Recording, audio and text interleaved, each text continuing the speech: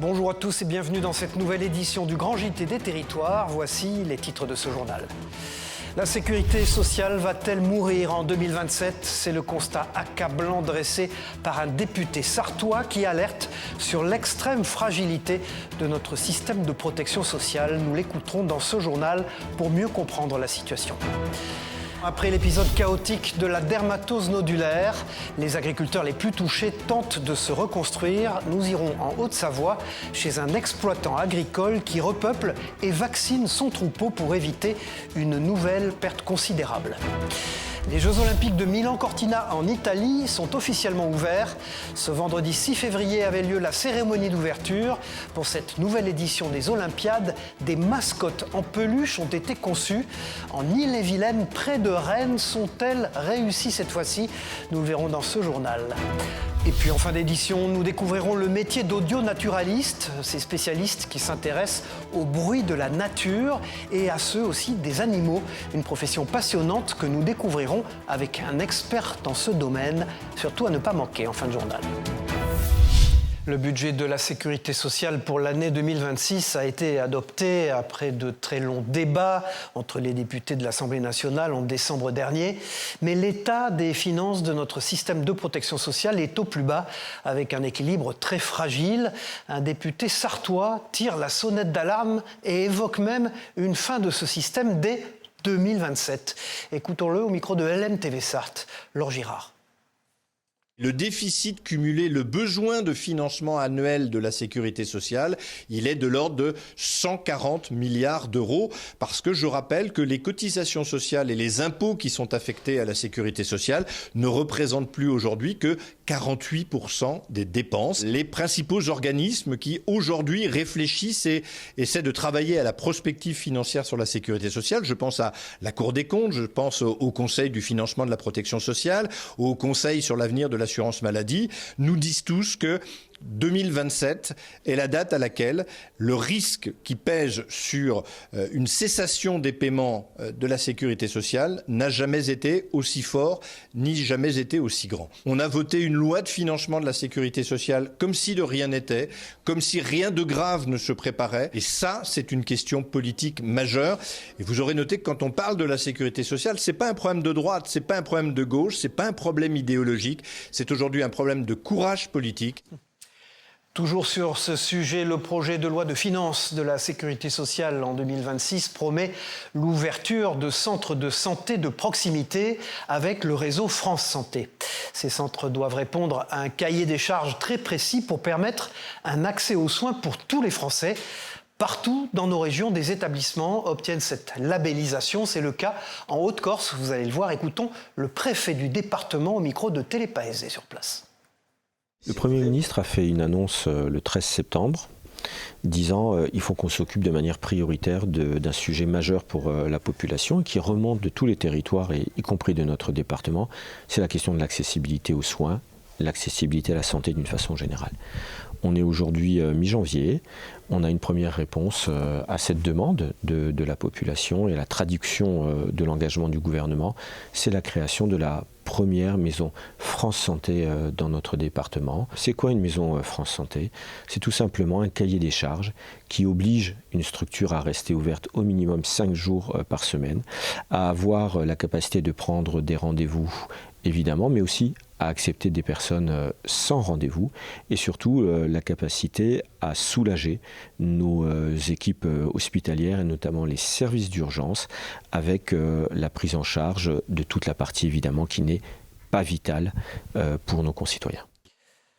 Tout autre chose maintenant, l'agriculture française traverse depuis plusieurs mois une crise majeure avec l'épisode de la dermatose nodulaire, cette maladie grave qui a contaminé des cheptels de bovins, vous le savez. Aujourd'hui, la profession agricole tente d'écrire un nouveau chapitre. C'est le cas dans cette exploitation de Haute-Savoie. Regardez ce reportage de 8 Mont-Blanc, Kezia Poudou. Après 7 heures de route, les voilà enfin. Ces 14 vaches arrivées tout droit de Corrèze sont les dernières à repeupler cette ferme de Val-de-Chaise. Le cheptel est désormais au complet, symbole d'une page qui se tourne. Ça fait plaisir, on repart, voilà, c'est un redémarrage. La dermatose nodulaire contagieuse n'a pas épargné cette ferme familiale. Le 31 juillet dernier, une partie de l'ancien troupeau a été abattue. Seuls les génisses d'élevage ont pu être épargnés, permettant de préserver 70% d'une génétique patiemment perfectionnée au fil des générations. Depuis octobre, de nouvelles bêtes ont été accueillies par vague et aujourd'hui, elles sont 70. On est à 15% de bêtes en plus parce qu'en fait, quand on réachète des vaches, il y a forcément une partie des bêtes qui peuvent ne pas se faire à l'exploitation, nous pas se faire à elles. Mais avant de pouvoir intégrer officiellement l'étable, une étape reste incontournable. Une vétérinaire est présente sur place pour vacciner contre cette maladie chaque animal, un à un. L'idée, c'est de vacciner les vaches le plus tôt possible quand elles arrivent dans l'élevage, afin après de pouvoir attendre 28 jours administrativement pour que tout soit bon et que la vie puisse reprendre son cours. Une première dose pour les nouvelles arrivantes, mais déjà l'été soulève une autre question, celle d'un rappel pour le reste du troupeau qui a reçu la première à l'été 2025. Ce qu'on aimerait en tant qu'éleveur, c'est une revaccination au printemps des bêtes avant qu'elles sortent dans les pâtures. Il y avait réexpliqué aux personnes qui nous ont confié les vaches qu'elles auraient attrapé la DNC, ça serait très compliqué. Près de 6 mois après ce chapitre sombre de l'agriculture locale, l'étable retrouve peu à peu son rythme habituel, signe que la vie reprend son cours pour les agriculteurs. En mars prochain, les Français retourneront aux urnes pour les élections municipales, un scrutin local avec une problématique majeure. Les femmes restent largement minoritaires à la tête des communes. Seulement 20% d'entre elles sont à la tête de mairies en France. Reportage de TBO, la chaîne du groupe Le Télégramme sur ce problème. Enora Le Nôtre. Viviane Godbert fait partie des quelques femmes maires en Bretagne. Elle est à la tête de la mairie de Locmaria-Plouzané depuis 2001 et compte bien se représenter aux prochaines élections municipales. En 25 ans d'exercice, elle a vu le milieu évoluer, mais le sexisme reste encore bien présent. Si depuis 2007, la parité homme-femme est obligatoire sur les listes électorales, il existe seulement 21,1% de femmes maires en Bretagne. Un nombre encore faible, mais qui progresse au fil des mandats. À Douarnenez, fait rare, 3 femmes s'affronteront cette année en mars pour le poste de maire. Et à Bénodet, il est venu le temps de la transition. Après 31 ans à la tête de la mairie, Christian Penaner laisse sa place à Anne Bourbigo, actuelle première adjointe. Présente en politique depuis seulement 1945, certaines femmes se sentent encore illégitimes dans ce milieu historiquement réservé aux hommes où le sexisme perdure. Aujourd'hui, une femme qui s'exprime avec passion et vigueur, qui veut aller au bout de sa phrase, on va lui couper le micro et on va dire d'elle qu'elle ne sait pas se maîtriser.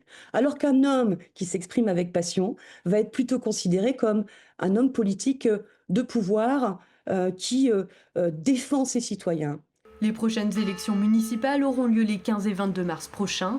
Les maires ont jusqu'au 26 février pour déclarer leur candidature. D'ici 2030, la France va tourner progressivement la page du réseau cuivré au détriment de la fibre optique, plus rapide et surtout plus fiable. Un basculement technique majeur déjà opéré un peu partout dans nos régions. Exemple dans le Maine-et-Loire à Cholet avec ce reportage de la télévision locale du Choletais. Regardez. Avec près de 80% des abonnements Internet en fibre partout en France aujourd'hui, la fin du réseau traditionnel cuivré ADSL est définitivement actée. D'ici 2030, la technologie devrait entièrement disparaître chez les opérateurs télécoms au profit de la fibre optique. Dans le Maine-et-Loire, ce chantier de modernisation est plutôt bien avancé, surtout dans le Choletais où 7 communes de l'agglomération ont dit hier matin au revoir à ce réseau historique. Aujourd'hui, on est dans un plan de modernisation de nos réseaux et c'est la fibre optique qui est en train de s'imposer. Alors en termes de chiffres, sur le département du Maine-et-Loire, c'est près de 99% des logements qui sont éligibles et raccordables à la fibre optique. Cela touche près de 4300 personnes dans les communes concernées. Depuis plusieurs mois, les élus travaillent à sensibiliser les particuliers à ce changement qui peut en bousculer plus d'un. Les communes ont été prévenues 3 ans avant cette fermeture du cuivre et donc depuis 3 ans, Orange accompagne les communes pour informer les administrés de cette fermeture et les préparer à cette transition. La fin de l'ADSL se fera ensuite de façon progressive sur les 2 prochaines années au sein de l'agglomération. Selon Orange, opérateur d'infrastructure, il resterait encore 30% des foyers à raccorder au réseau fibré. On sait aujourd'hui qu'il y a à peu près 70% des foyers qui sont raccordables, qui ont fait cette transition vers la fibre optique, mais il en reste encore 30% à migrer.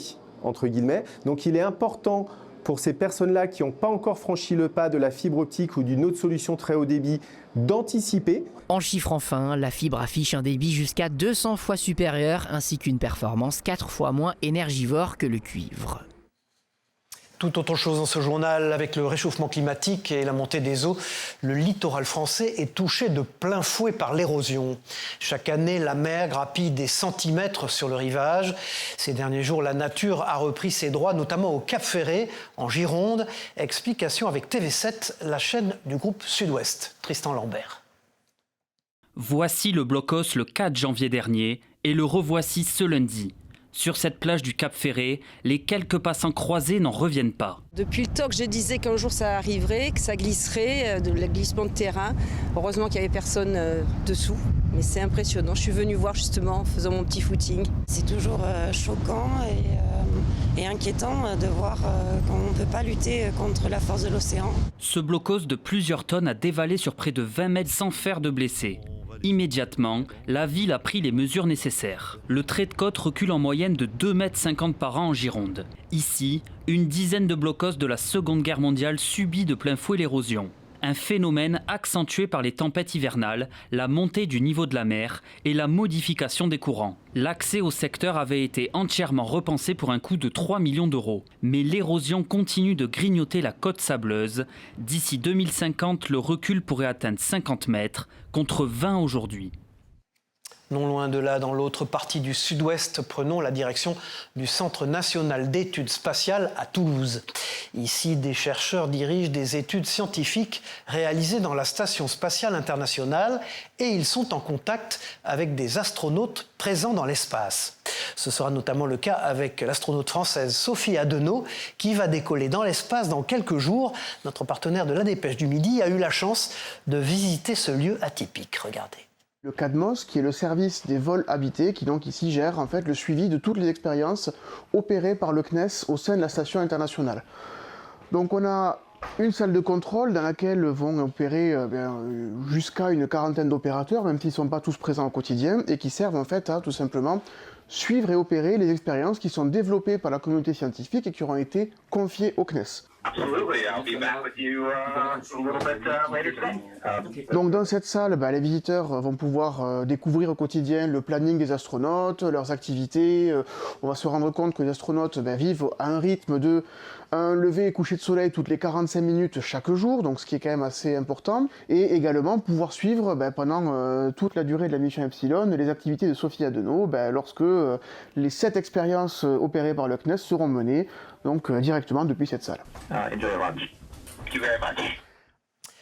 Tout autre chose maintenant, en France, près de 10% d'entre nous rencontrent des difficultés pour écrire, un problème majeur pour rédiger des courriers ou des documents administratifs. Il existe alors des écrivains publics pour leur venir en aide.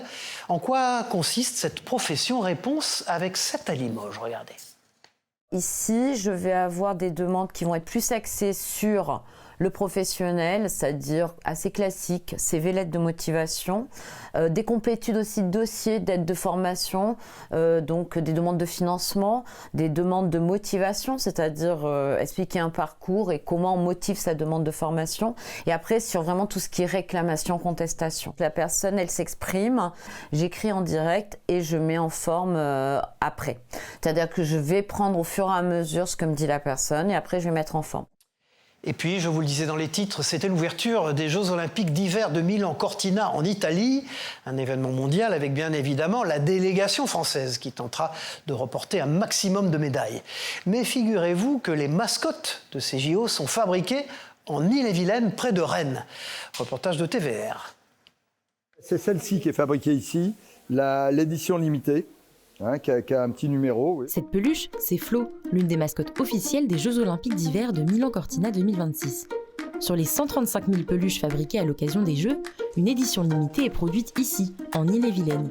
Le reste de la collection est réalisé en Asie. C'est un peu la suite du succès des Jeux de Paris, On a eu un énorme succès avec ces éditions limitées. Et on a proposé au comité olympique italien de faire la même chose dans la manufacture doudou en France, de dire voilà, on va fabriquer 1000 éditions limitées collector. De la découpe des tissus au conditionnement, chaque doudou à l'effigie des personnages, ces fleurs à clochettes blanches qui poussent en hiver, nécessite environ 45 minutes de travail. Pour être dans les temps avant l'ouverture des JO d'hiver, une trentaine de couturières sont à l'œuvre.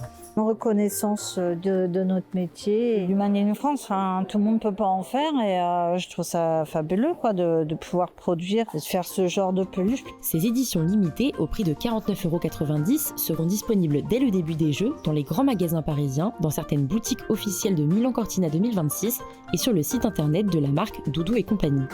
Le prochain souhait d'Alain Joly, confectionner le célèbre loup de la pub d'Intermarché. La Watch Week à Milan a réuni les plus belles maisons horlogères du groupe LVMH. Ces dernières ont pu dévoiler leurs nouveautés, des montres exceptionnelles qui attirent les passionnés et les investisseurs surtout. C'est ce que nous explique Jean-Christophe Babin, le PDG de Bulgari, qui nous présente une montre tout en or ornée d'une pièce de monnaie antique. Christophe Rigaud. C'est vrai pour une montre comme cette montre monétée qu'on présente au LVMH Watch Week, on est déjà sur une montre tout en or. L'or, comme on le sait, est en train de s'envoler. Donc c'est un investissement. Alors on ne sait pas encore s'il est défensif ou spéculatif, parce que peut-être que ça va baisser, auquel cas il est défensif. Peut-être que ça va augmenter, peut-être que c'est spéculatif. Mais dans tous les cas, cette montre dans 10 ans vaudra très très cher. Et c'est très rare dans le luxe d'avoir la certitude que l'objet qu'on achète sera très très cher dans 20 ans. Cette pièce vaut aussi cher qu'une pierre précieuse, et elle est plus précieuse qu'une pierre précieuse parce qu'elle a vécu 2000 ans d'histoire. Et puis en plus de dévoiler des montres exceptionnelles, la Watch Week à Milan a permis à la célèbre marque américaine Tiffany's, propriété du groupe LVMH, d'exposer ses projets pour l'avenir. Écoutons le PDG de Tiffany's, Anthony Ledru, au micro de Christophe Rigaud, à Milan en Italie.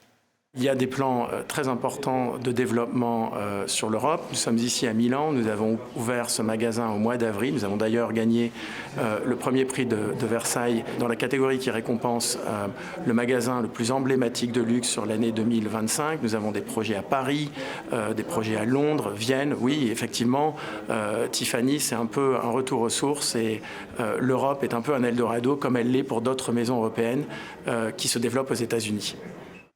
Et puis nous en parlions dans les titres, laissez-moi vous présenter un métier très particulier, celui d'audionaturaliste, une profession qui s'intéresse au bruit de la nature et au bruit des animaux. Marc Namblard est de cela, c'est une référence dans ce domaine. Vosges Télévision a pu le rencontrer et il nous explique son métier. Regardez et écoutez. La nature fourmille de bruit, encore faut-il savoir l'écouter. Parabole à la main, Marc Namblard est un audionaturaliste reconnu. Aucun son d'animaux ne lui échappe, pas même le pas de l'araignée. Il y a des araignées qui s'entendent plutôt bien et que j'enregistre au tout début du printemps. Ce sont ce qu'on appelle les araignées loups, qui sont des espèces qui ne tissent pas de toile, qui chassent sur le sol et qui, au début du printemps, vont faire vibrer les feuilles mortes avec leur abdomen pour envoûter les femelles. Et c'est quelque chose qui s'entend à l'oreille. On peut, si on est un petit peu attentif, on peut entendre ça en se promenant. Il quittera prochainement son village de Mortagne le 26 février, le temps d'une cérémonie parisienne. Ce spécialiste du son a participé au film du cinéaste vosgien Vincent Munier, Le Chant des forêts. Déjà 1 million d'entrées au cinéma et doublement nommé au César pour le meilleur documentaire et le son, justement. L'audionaturaliste fait partie des nominés pour son travail de sonorisation des séquences animalières, des bruits qu'il a puisés dans sa sonothèque. On va empiler les couches, il y a le fond d'air, il y a les insectes, il y a le comportement des animaux hors champ aussi, ça c'est important. On s'appuie sur le son qui a été capté par la caméra, mais qui n'est pas de très bonne qualité la plupart du temps, parce qu'il y a le bruit de manipulation de la caméra, etc. Et la présence du cadreur.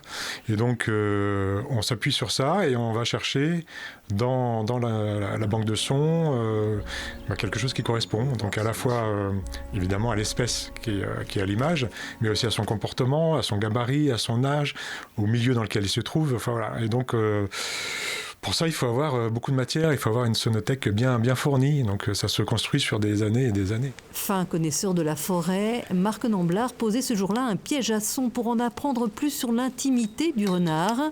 Il espère que le chant des forêts éveillera les consciences sur la fragilité de la nature qui nous entoure. C'est une tribune qui nous est offerte peut-être aussi pour faire passer des messages qui nous semblent importants à Vincent, à moi, à son papa, enfin voilà, il y a beaucoup de monde finalement.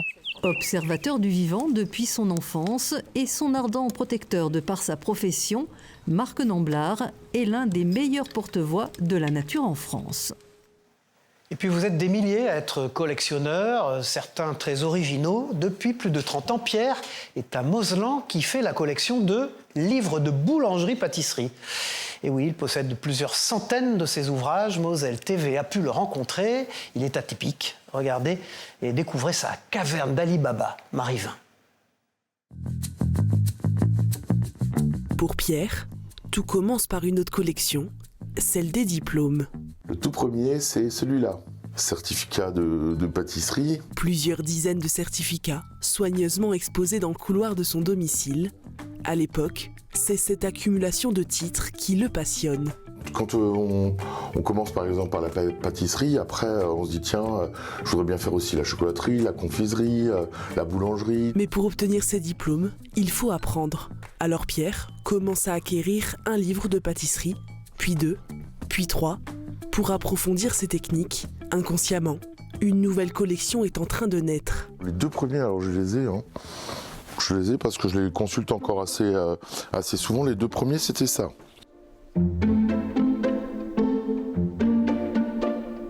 Impossible de les dénombrer, Pierre n'a jamais pensé à les compter. Mais si vous vous posez la question, oui, il les a tous lus. Si on me demande une telle ou telle recette, alors je sais dans quel livre je peux la trouver. Par contre, je ne sais pas toujours où est le livre. Des livres de toutes les époques, de tous les savoir-faire, parfois uniques, parfois en double, parfois dédicacés. Et son amour pour la boulangerie-pâtisserie ne s'arrête pas à une collection, puisque Pierre est professeur au lycée professionnel Simon-Lazare de Sarreguemines, une passion qu'il transmet à ses élèves et aussi un peu à sa fille. Je lui ai acheté ça quand elle était un tout petit peu plus petite, mais voilà, elle le connaît bien, elle en fait souvent. Je trouve ça chouette parce que c'est une passion qu'il a depuis longtemps et il s'en est jamais lassé, il n'a jamais laissé ça de côté. Il continue d'en acheter, d'en vendre, de faire des échanges. Donc je trouve ça chouette, ça le passionne toujours autant. Une chose est sûre, Pierre ne s'arrête jamais de recevoir des livres. Il collectionne encore et encore. Et peut-être qu'un jour, Pierre aussi aura son propre livre de pâtisserie. Et puis toujours dans le domaine de la cuisine, je vous propose maintenant une immersion au cœur d'une mûrisserie de bananes. La banane est devenue depuis quelques années le fruit le plus consommé en France. Une fois importée, des entreprises la font mûrir avant qu'elle ne soit exposée sur les étals des marchés. Comment cela fonctionne-t-il? Réponse avec ce reportage de l'Union, quotidien du groupe Procel. Le métier consiste à transformer ce fruit en banane dessert, c'est-à-dire jaune avec des pointes vertes. Elle est constituée d'une peau avec des pores. Le but, c'est d'ouvrir les pores pour que la banane respire mieux, pour la faire mûrir. La banane est le fruit qui est devenu le plus consommé en France depuis maintenant 2-3 ans. Comme vous avez une transformation de l'amidon en sucre et donc un dégagement de chaleur, vous avez besoin d'une ventilation à travers chaque colis. Donc ces caves à surpression permettent de faire passer l'air à travers les cartons. Vous avez quand même 20% des consommateurs qui veulent une banane plutôt sur le verre. Mais on arrive toujours à trouver dans le colis quelques mains qui sont toujours un petit peu plus vertes. Depuis plusieurs années, les Ripper Cafés fleurissent partout en France. Ces Ripper Cafés sont des ateliers collaboratifs qui invitent les citoyens et les bénévoles à redonner vie aux objets du quotidien. Un concept solidaire et surtout écologique pour les bricoleurs. Écoutons des membres de ce collectif dans l'Aube au micro de Canal 32. J'adore réparer, c'est indispensable pour moi de réparer, d'acheter des choses d'occasion et les réparer plutôt que d'acheter des choses qui sont faites que pour moi, en fait, qui ont été fabriquées pour moi, ça c'est super important. Donc si je peux faire à mon niveau le minimum pour sauver 1 ou 2 appareils et aider des gens, ça me comble complètement. Un jour, je me suis retrouvé devant une console de jeu qui était en panne et je me suis dit, je vais pas l'acheter, j'ai pas envie, j'adore cette console de jeu et j'ai cherché à la réparer, mais j'avais pas les outils, je ne connaissais pas assez et donc je me suis renseigné sur le Ripper Café. C'est là où on m'a expliqué un peu comment ça marche, etc. Et ça m'a plu. Ça prend une après-midi, on peut manger ensemble avant. C'est une très bonne ambiance et on se donne des conseils les uns aux autres. Et puis pour terminer ce journal, voici une touche sportive. Le hockey en salle est une discipline encore peu connue. Technique et spectaculaire, ce sport séduit de plus en plus de monde. Télé 7 dans la Loire nous fait découvrir les joies de cette pratique lors d'un tournoi féminin à Saint-Étienne. Alexandre Crouzet.